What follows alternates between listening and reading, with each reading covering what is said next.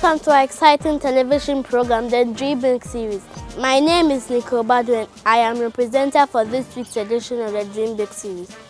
This program is basically a conversation between Ghanaian children and key personalities, who they are, what they have achieved, and how hard they have worked to contribute to this world we live in. The Dream Big Series is also an initiative to inspire us children to also become achievers. This week we are going to meet a personality. His name is Uncle Larry Otoo. Uncle Larry is my next door neighbor and he has agreed to talk to us. He has promised to show us his wealth of art, paintings, and colors on canvas. Please come with me.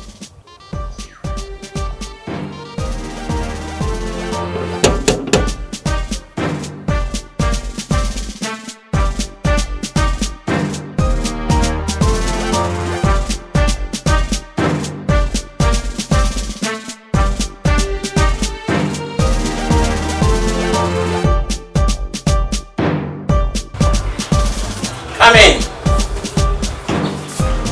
Hello, Nicole. How are you? You look good.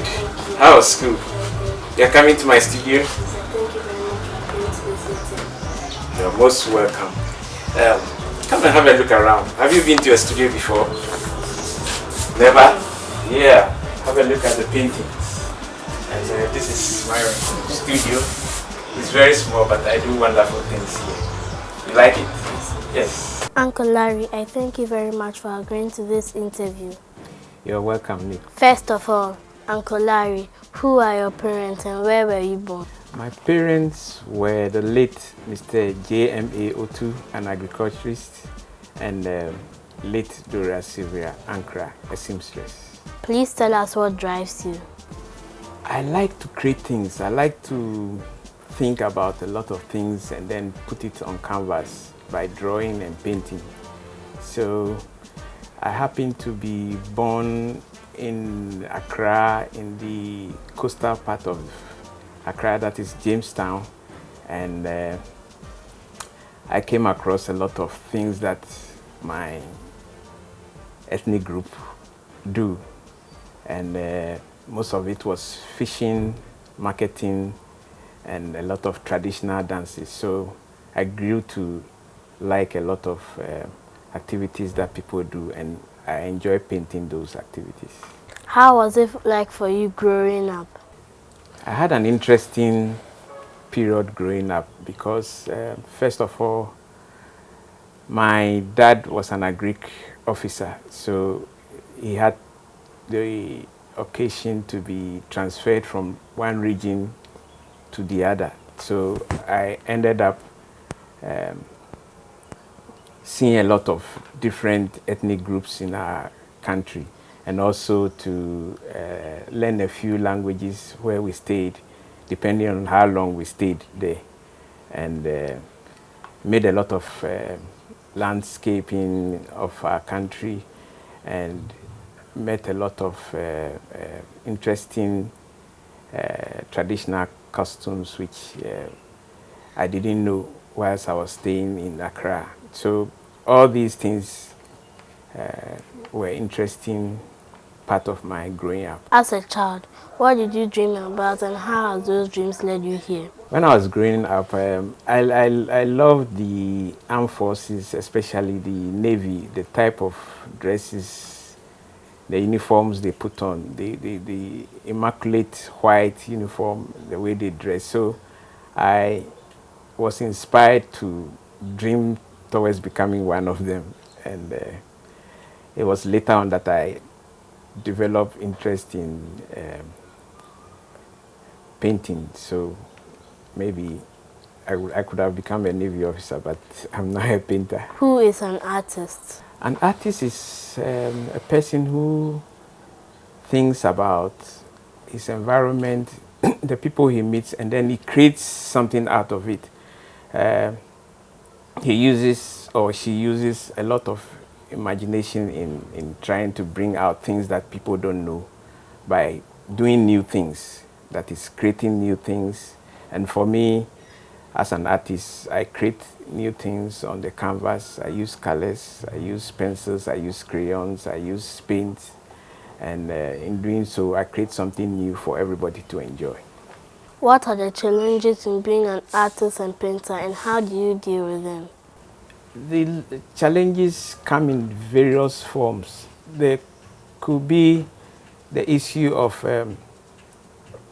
what your parents want you to do because you have the talent and you feel that is what you want to do, and therefore you have challenges in that area in terms of your parents giving you permission to paint or draw or be an artist. The other challenge too was getting the right type of education, to improve upon your talent. So for me, it wasn't that difficult, but most often it comes as challenges for other artists who cannot afford to enter into a higher college or university, to pursue their dreams. But apart from that, it's the materials that we need as creative artists to paint. It's not easy to come by, and if you come by them too, it's quite difficult. How and where did you find inspiration? My mother was a seamstress. My grandfather was a goldsmith, and I was exposed to various forms of pattern by the people who bring their fabrics to my mom to sew for them. And in the sewing of these fabrics, she cuts patterns out, and I see the colors and I want to use them to make collages and make a lot of beautiful things. And then also the charcoal that is gotten from the coal pot that my mother used. I also got inspired by the charcoal by using it to draw on walls and then on the pavements. So those were the things that inspired me. And my grandfather will always be doing new things from gold and from different minerals that he used to create ornaments for women to adorn themselves, and then things to wear on their fingers. What are the books you read and why? I like the African Writers series. I've read the book Things Fall Apart by Chinua Achebe. The Beautiful Ones Are Not Yet Born by Ayiko Ama. And I also like Sidney Sheldon and the Sidney Sheldon series, and a few interesting magazines that keep me abreast with time, like Time Magazine, Newsweek, etc. But because of my work, most often I hardly have time to be doing a lot of novel reading. But when I get the time, especially when I travel, I find time to take a book along with me and read it. Who has influenced you the most?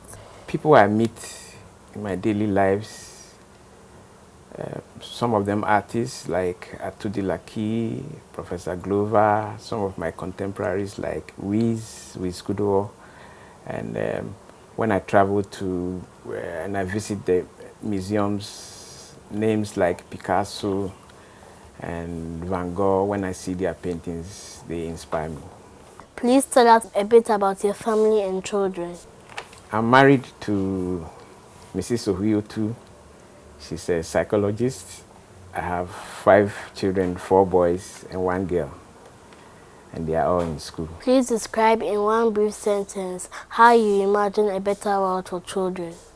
I want to see all children to be well educated, to have a chance to play, to have good homes, and to be loved by their parents and everybody, not to be abused, and also to have opportunity of growing up and getting good employment and having better families. How long have you been painting?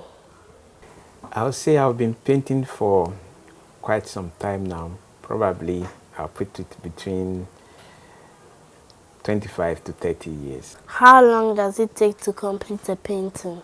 It depends. I might have a big canvas which can take me maybe about 5 years to paint, depending on the subject matter. Sometimes I start painting, and when I run out of ideas, I put it aside, and then maybe the following day or a week, I can pick it up again and work on it. That's not to say that I won't be working for the 5 years that I'm doing that painting. I might put it aside and be doing other paintings simultaneously.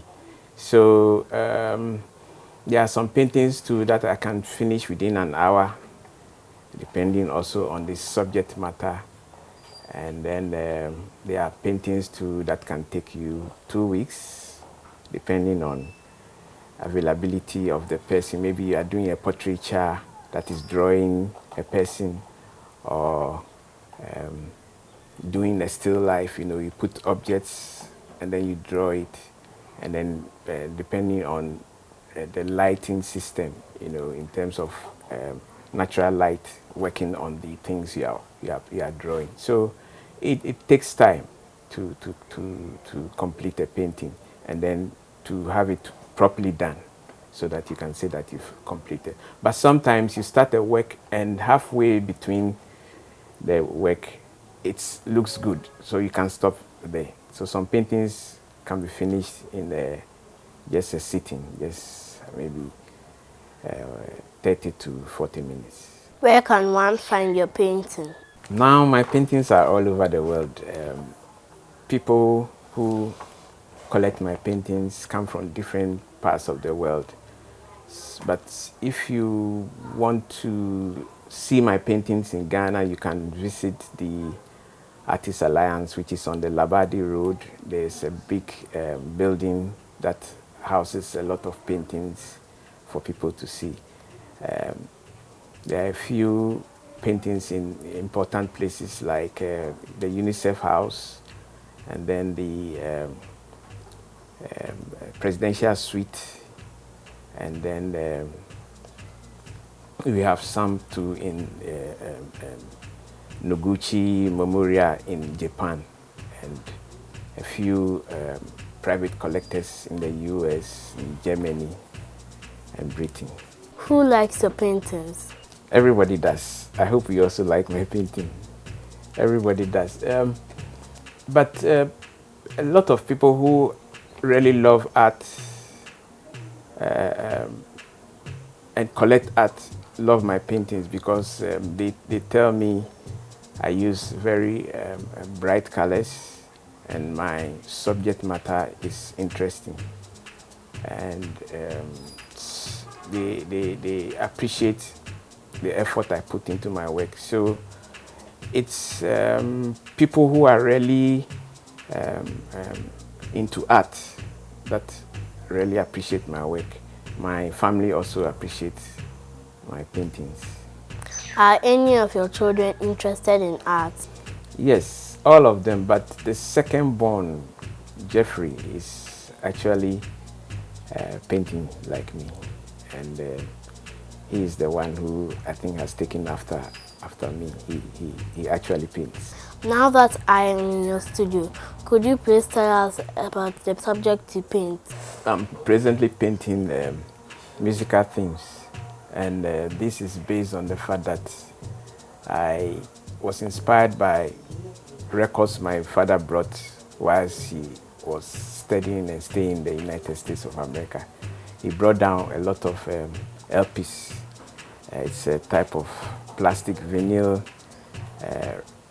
flat musical plates that he played, and there was a lot of jazz music in our home. So with time, I was influenced by the music that the turntable, and as you can see, I researched a lot into jazz music, the type of music that was being played, and the people, their behavior, and the instruments they use. So that's how come you see a lot of subject matter on music. I also have a lot of paintings on traditional themes, and then people riding horses and catwalks, etc. My subject matter is varied, but those in the studio you can see now, majority of them are musical themes. Where did you train? I trained at the Kwame Nkrumah University of Science and Technology, the College of Art. Could you please tell a story that has made an impact on you? I once traveled to Spain and I was in one of their national museums, and I was expecting that I would see only adults looking at their paintings, etc. But all of a sudden I saw a group of children, I think the ages between 3 and 5-year-olds.